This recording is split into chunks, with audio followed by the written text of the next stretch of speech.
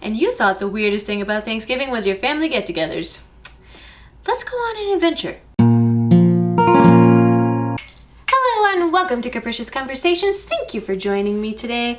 It is fall, people. It's November and I'm so excited. All the leaves have changed. Most of them have fallen off. Some of them are still changing. The chill is in the air. Although in Colorado it is still unseasonably warm and I'm not okay with that. I really want fall or, snow. I'm cool with it. It's time. Let's do this. Let's do this, Colorado. Get it together. But it is the Thanksgiving season. Halloween has officially passed, and we are into Thanksgiving territory, which is super duper exciting. I love Thanksgiving. Our family Thanksgiving have always been really enjoyable. My Nana, when she was still alive, she knew how to do Thanksgiving upright, man. Like, she did centerpieces, she did goodie bags, she would prepare for weeks and cook, probably for 3 days. And never sat down during Thanksgiving, but man, did she make good food. And we all had just a really lovely time. We used to have 40, 50 people at Thanksgivings when Nana was alive. We have slightly smaller gatherings now, but you know what? Our family still just has a really awesome time getting together. It's really cool. And that's what Thanksgiving's all about. Being with your family. You may have noticed that I have been unaccompanied for a couple of episodes. My dad, who's usually our trivia master and who would have probably done this episode with me tonight, was hit by a truck on his motorcycle last Wednesday. He's fine. Everything is, pretty good, although he broke 2 ribs. I mean, glory to God that it was only 2 broken ribs, because it could have been, it could be dead. Upcoming episode on motorcycle safety. But so that's why I am unaccompanied tonight. So we will just do this, just you and me. Let's talk about some truly bizarre things about Thanksgiving.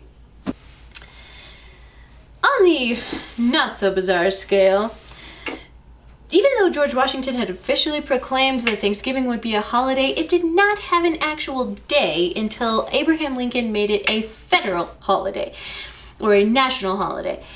And he made it on the last Thursday of November.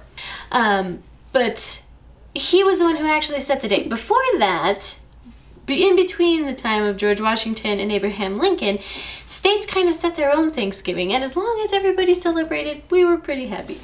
But then we decided that everybody should celebrate it on the same day in the country, because that's solidarity, and at the time that Lincoln proposed it, or made it a law, the country needed some solidarity, we needed some unity, and you know what, doggone it, right now we do too, so be thinking about your fellow Americans on Thanksgiving. Jingle Bells was actually a Thanksgiving song. It was composed for a Thanksgiving class in a church by James Pierpont in 1857. And he made it so that the kids would be easier for them to memorize it, which it is very easy to memorize, super wonderful to remember. But they sang it at the Thanksgiving concert, and then they sang it again at the Christmas concert, and everybody was like, this sounds way more like a Christmas song than it is a Thanksgiving song. And so it's been sung on Christmas ever since, but it was not written for Christmas, it was written for Thanksgiving.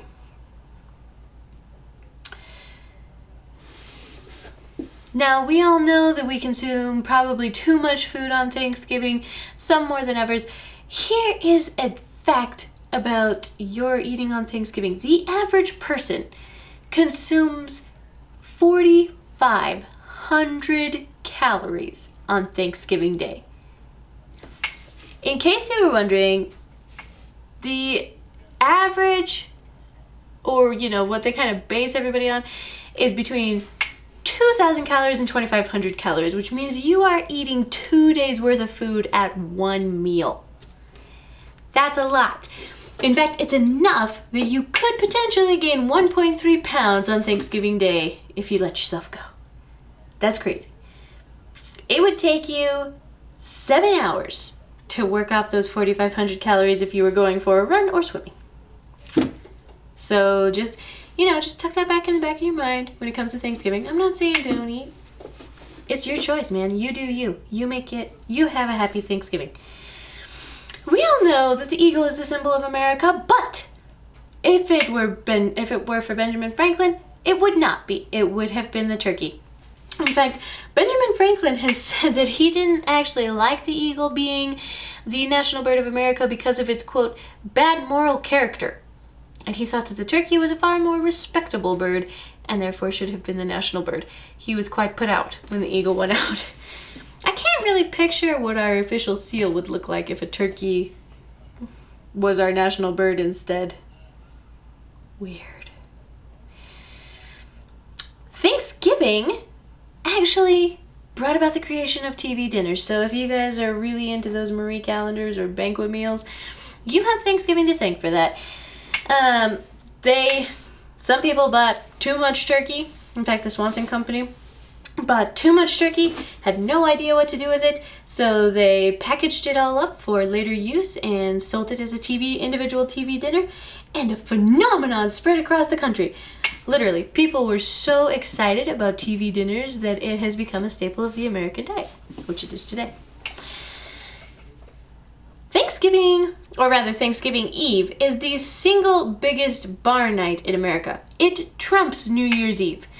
Part of that is because on New Year's Eve, of course, there are larger cover charges because of the parties, but on Thanksgiving Eve, it is the biggest bar day in the country. Maybe because college kids are coming home for Thanksgiving, maybe because if you're stuck with a family that you don't really want to spend time with, you want to get away. We have really a lot of fun with our family, but I have heard of some family get-togethers where you wouldn't want to actually be with your family, and that's what makes Thanksgiving Eve the biggest bar day in history, or in the country.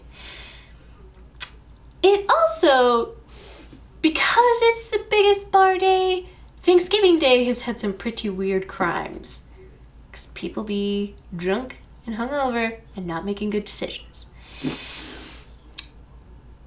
One, if you thought your family was stressful, Shanika Alsop in Baltimore was having Thanksgiving dinner and got into a fight with her half-brother. This was not any ordinary fight, friends. No, this one was crazy. I don't know what they were fighting about, but she kind of lost her mind and grabbed the carving fork and jabbed it in his neck. Yeah. Thankfully, she missed major arteries, and he was released with only minor wounds. But of course, she was arrested, and it's probably a horrible memory for that family. So let that just, if you're planning on going to a bar the night before Thanksgiving, I want you to think about that story and maybe reconsider. However, Thanksgiving is also renowned for one of the best heists in history. A man wearing a dark suit and glasses boarded a plane in Washington and lit a cigarette. It was in the 70s. He was just chilling. He sits down, he's relaxing, he's enjoying himself. The stewardess walks by and he hands her a note that says, "I want $200,000 and I have a bomb and I'll blow up the plane." So he hijacked the plane. They go divert to Seattle. He won't let any of the passengers off until they get him his money. They comply, give him the money. Everybody's released. Everybody's fine. Everybody survives. And he orders the plane back up in the air. And while they're over the mountain somewhere, he grabs a parachute and the money and jumps out. Only $6,000 of the money was ever recovered. So it is renowned as the perfect crime, because he totally got away with it. Assuming, of course, that he didn't die when he jumped out of the plane. I'm assuming that, though. I feel like that may be true. His name was Dan D.B. Cooper. Or at least, that was the name that he gave the stewardess. Nobody actually knows his real name or what happened to him. But, it seems like he actually got away with the perfect crime. So there you go. There's some weird facts about Thanksgiving. You know, the thing not to lose sight of this Thanksgiving season is what we celebrate Thanksgiving for. We celebrate Thanksgiving to be thankful for the things that we have, the things that, we've gone through and survived the past year, everything that's brought us closer together, all the blessings that we have. That's what we need to remember at Thanksgiving. Maybe it's all right if you let those little things go with your family. just enjoy yourselves. Have a good day. It doesn't have to be stressful. Just enjoy it, you know? Relax, be thankful, be kind, and go on a wonderful family adventure. Thank you for liking, commenting, and subscribing. Thank you for sharing this video with all your friends. Let's go on an adventure.